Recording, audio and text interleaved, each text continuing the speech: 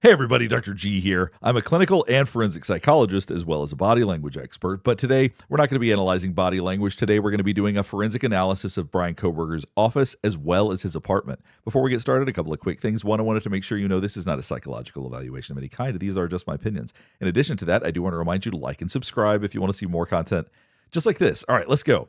We're going to start out today by looking at pictures from his office at Washington State University. Then we're going to look at some pictures from his apartment. I'm starting here because if you saw the cover of the video, there's something that I really want to reveal to you that I haven't heard anybody else talk about. Now, if you look at this whiteboard from his office, on the right hand, it says, "Take it easy, don't give up." That could be referring to many things, could be referring to some demented, deranged things he thinks about, but we don't have any specific evidence of that. However, I want you to look on the left side. Now, I know there's not a lot of folks out there that probably read or understand Korean well. Fortunately for you, I do. So we're going to be able to translate what's written over here. Now, if you look towards the bottom, it says Kohberger in Korean. Pretty simple. Above it, from what I can tell, I think this is half of the name Bryan right there. So you're getting the second half of the name Bryan. So Bryan Kohberger. Nothing shocking. People write their names in another language all the time if they're studying it or they're interested in it. Now, what's interesting is what's above that. You see the word Cal. So I think a lot of people probably look at this and just assume it's a name. Somebody named Cal, something like that. However, it's not. It's the word Kal. And what that means is knife. So right here on this whiteboard, he has knife written there with brackets, emphasizing it. This is what's on his mind. And that's what you have to think about when you're seeing his apartment, his office. And this is true of anybody. Our environment reflects our inner world. He could have written anything on this whiteboard, and I know he's a criminology student, but Kal writing knife, I think, speaks volumes about what's on his mind. So the dichotomy of the two sides is very striking. On one side, you see all of these positive, encouraging messages, take it easy, don't give up, let's go. On the left-hand side, he's got his name, and he has knife written with little brackets around it. So instead of writing let's go, instead of writing one of these encouraging statements in Korean, he wrote knife. I just want you to reflect on that because I do think that is so important in understanding his psychology. Now we're going to go through a ton of pictures looking at his office. This obviously is the front door of his office. It says hello, has the smiley face and exclamation point. Not clear if he wrote that or somebody else wrote it. His handwriting's not very good, so it's possible this was somebody else. But I want you to keep in mind, when the roommate of the victims was interviewed, one of the things he'd said was, "I'm trying to help you." He said that to one of the victims. It still is bizarre and chilling to even think that he said that to them. But doing something like this, trying to seem friendly like this, if this isn't actually how he feels because he's reported to have had quite an edge on him, can be a way to try to superficially, in a very shallow way, seem friendly and inviting. To try to basically create a mask or an image for how he wants people to see him. So obviously he didn't design his office. What's really going to tell us something is what books he has, what's written on that board. But I thought we would take a quick look so you could get a good idea of what his office actually looked like, if you haven't seen this already. And here you can see little leftover bits from sticky notes, it looks like, or something like that, something that you'd use to peel and stick things on. And what's interesting is that he can be very meticulous and detailed about certain things, but not others. So trash like this maybe didn't bother him so much, whereas in other areas, he's very clean and very organized.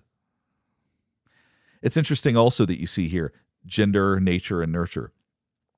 He seemed to have a lot of issues around women.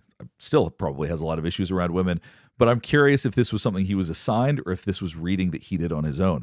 Because based on what his interests are, I wouldn't be surprised at all if this is something that he chose to read or something that he made other people read, something to that effect. And then the book below it, Walls of Secrecy. There's not a whole lot else to look at. What we're going to do now is we're going to jump back and look at pictures of his apartment and see what it tells us about him. So the first thing you're going to notice as you start looking at pictures of his apartment is that it's fairly empty. You've got some basic necessities and some letters and things like that jammed into a closet. But generally speaking, overall, it's pretty barren and pretty empty.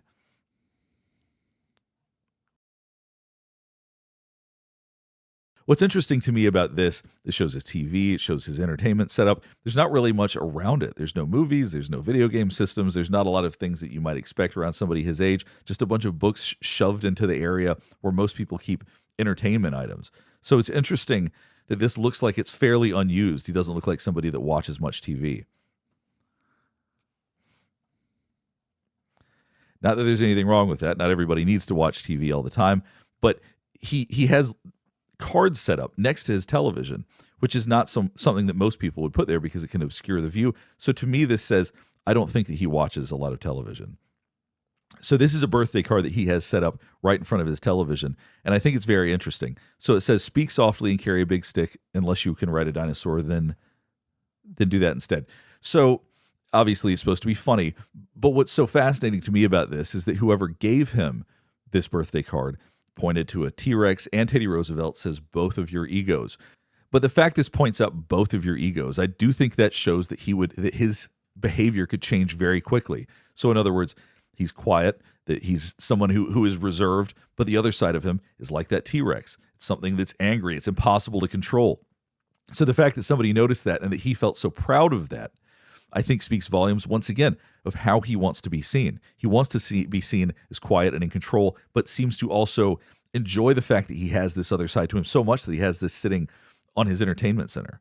Now, I want you to notice the date on this, 11/21/22. The murders occurred on 11/13/22.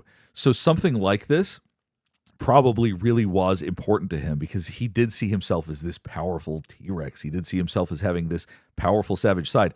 And that's the problem with a lot of these killers, particularly ones that want to become serial killers. They see it as powerful. They see what they've done as something that is giving them strength. They see that as something to be admired. So a comparison like this, even though I'm sure it was entirely accidental by whoever gave it to him, I'm sure is something that really resonated with him.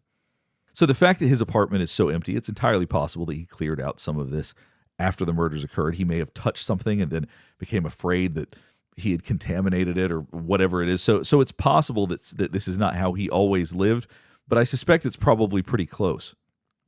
Because if you look at this, he just doesn't have much here.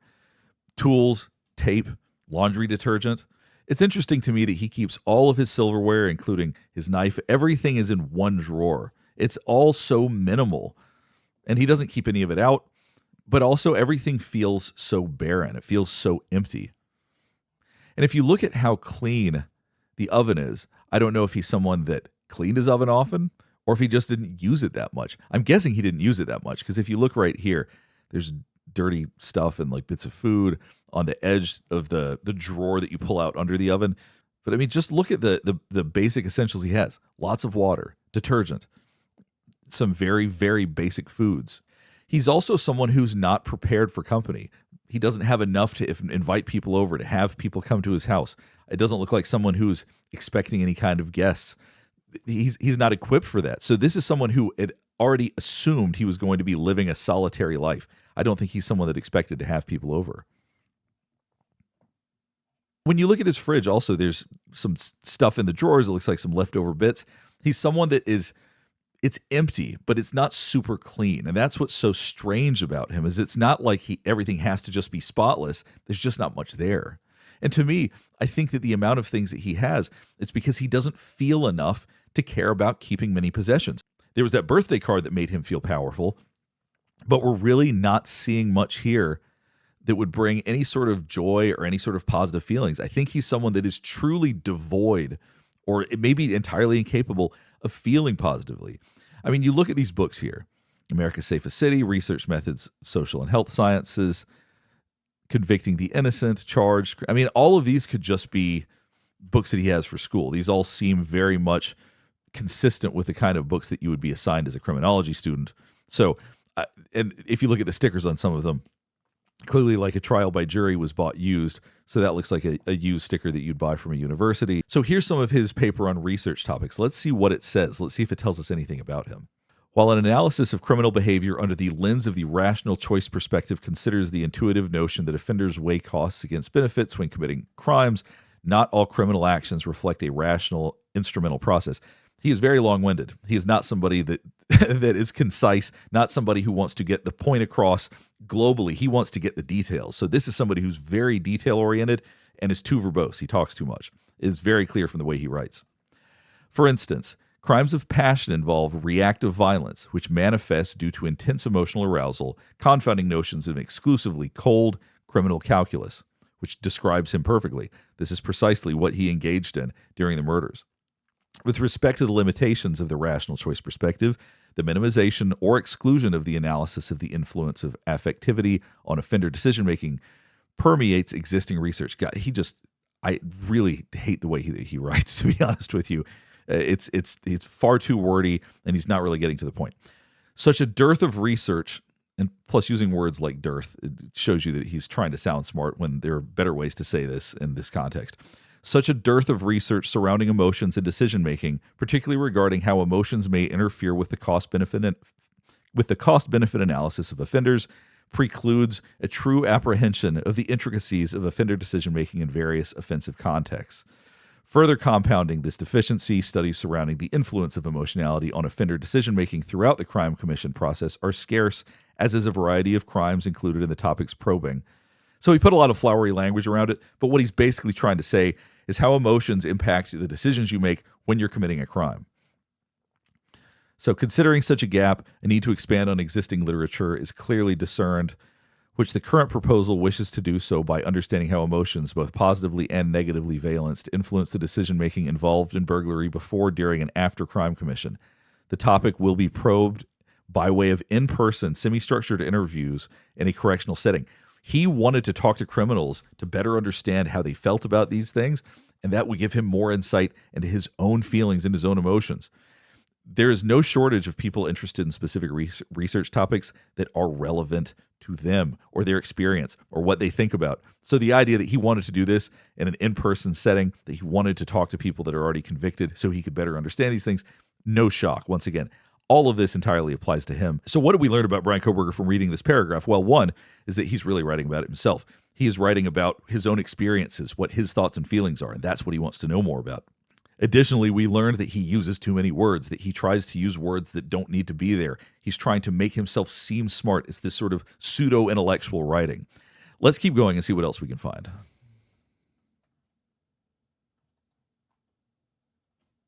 Now, I just started scrolling down. Now, this is a phrase I just used. I had not actually read this already, but there's a little star that says, careful with flowery language and constant use of positive voice. So his writing quality could use a little bit of work.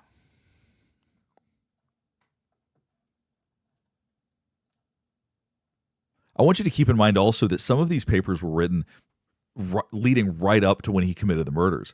So September is when some of these are dated. The murders occurred in November of 22. So it's really wild that he would have actively been in a planning and phase of this as he was writing some of these papers. And some of these papers seem jury deliberation to decide between law and justice. It's also very possible he considered that he might end up getting caught for what he's doing. So I think he was researching every aspect of this. I think that's also partially why this took so long to prosecute, because they were fighting it every inch of the way. And he is, even if he's not a super smart guy, he's pretty knowledgeable, it seems like, on some of these things. He may not be the smartest guy in the room, but he certainly knows enough to be irritating and to frustrate the legal process. Interestingly, right here, he's talking about the death penalty and saying that it remains one of the most controversial topics in contemporary American society, despite the decline since 2000s. It seems like he does not support the death penalty, and for obvious reasons, probably. He even says when we scroll down, there's also no evidence that harsher sanctioning has a deterrent effect. There's no evidence that citizens seek vengeance to a greater extent in states that do not have the death penalty. So we could go on and read through all of these, and if you want me to make a video going through all of these papers, I'll do it. I don't know if anybody's interested enough for me to bother, but I'm happy to do it. If you want my opinion on all of these, you want me to read through all of them, that's fine by me. But if I do that right now, this video would be like 2 hours long or 3 hours long. So I'm going to skip the rest of this for now, and we'll go back to the apartment before we get finished up. As you can see, his closet, similar to many other areas of his house, just doesn't have that many clothes. It's got pretty monotone as far as what he wears. He's got a little bit of blue and white. It's pretty much it. All of his towels are literally white, which I think is nothing wrong with that, but I find that kind of interesting. But he's someone that just is devoid of a connection to the world around him. Our apartments, our houses, where we live tends to reflect our internal world. So people with ADHD, for example, tend to be pretty messy. They tend to have stuff everywhere. That's not shocking if you know somebody with ADHD, because that's their internal world expressed outward. When you have someone that's very controlling, everything tends to be very clean, very precise. So if you have someone that is a little more obsessive compulsive, same thing. They're going to be very clean and precise. And for him, I think it's just devoid of anything. It's not that clean. It's just empty. And that's very different than just needing things to be extremely neat. I think he just feels nothing. He feels no connection to anything other than anger. He's clearly very angry at women. He seems to have a lot of anger at society, maybe that he's so devoid of feeling. But his apartment just feels empty. It feels lonely. It feels unprepared to have guests. You don't have a house, you don't have a place like this if you're wanting people to come over. And then when you look at his computer, you're basically seeing he's got okay speakers with a little subwoofer back there. So maybe there's some attempt to entertain himself here with a very uncomfortable looking stool to sit on. That fascinates me, how absolutely uncomfortable that looks. Because his setup is pretty standard. There's a lot of people that have a setup like this. The computer looks okay. It doesn't look like anything special, but it's not also a super basic computer either. So his setup has some elements of suggesting that he probably spends time here. But then there's this weird little stool. That is so hard to imagine that he spends a whole lot of time at his computer if this is what he's sitting on. And also, you can see all the dust from the intakes on his computer, which once again suggests that he's not super, super clean. He's just empty. There's just not much there. And if you look at the grades he's getting like 80s, 87s, not top of the class, but doesn't seem to be failing either. And here's a happy birthday letter. Now, I'm not positive who this is from, but it does say it's upside down. It says, "I did not lick it, BK, #COVID. So that could be something they would have written to anybody, or it could be addressing the fact that he's a germaphobe. Here's a card he had from his mother. "A son leaves your home but never leaves your heart. He discovers his own happiness, which in turn becomes yours." And by all accounts, as far as we know, he did have a close relationship with his mother, so that may have been something that was meaningful to him. That may have been one of the few connections that he actually has to the world, because it doesn't seem like he's connected to much of anything else. Now, we also see this glove right here, which apparently is not associated with anything specific. No crime is believed to have been committed with its use. He may be somebody, if he's very obsessive compulsive, who does keep a lot of gloves around, or he could have been practicing, trying to make sure that he didn't leave fingerprints places. Things like this, they could have multiple meanings, but with somebody like him, you always have to consider the fact that there was so much planning that was involved in all of this. And he could have worn gloves so that he could clean, to make sure that he didn't leave DNA anywhere. There's so many reasons he could have had gloves like this. But since there's just one glove and it looks unused, because this looks like some sort of nitrile glove or something like that, it looks like the rest of them are gone. So I assume he's used and thrown away the remaining gloves. So here's Bryan Kohberger's improvement plan. Let's read through this really briefly. Meet weekly with supervisor at established meeting time. That'd be a pretty standard part of an improvement plan. Keep track of weekly hours and provide report to supervisor. Establish weekly goals with supervisor and discuss whether previous week's goals were met during each weekly meeting. Okay, so this is pretty generic. Make sure weekly goals are progressively harder to ensure progress throughout the rest of the semester. So this very well could be related to the way he had treated students, particularly female students. Once again, we see that his desk was covered in dust. So the emptiness of this place, once again, means that he either cleaned really well after the murders, or he was just an empty human being, not clean, just empty. There was just no interest in using anything. So, all right, so we'll go ahead and wrap things up. Hopefully this is helping you better understand some of Bryan Kohberger's behavior and some of what his environment tells us about him. Strangely enough, in his office, the most standout aspect of that was the fact that it said knife very clearly in Korean on the left side of his whiteboard and out there for everybody to see. So he wasn't trying to hide that at all. And then when we look at his apartment, it's devoid of any sort of feeling or warmth or emotion. Certainly doesn't look prepared to have guests. Doesn't seem to be someone who expects to ever be around other people. It's solitary. It's quiet. It's lonely.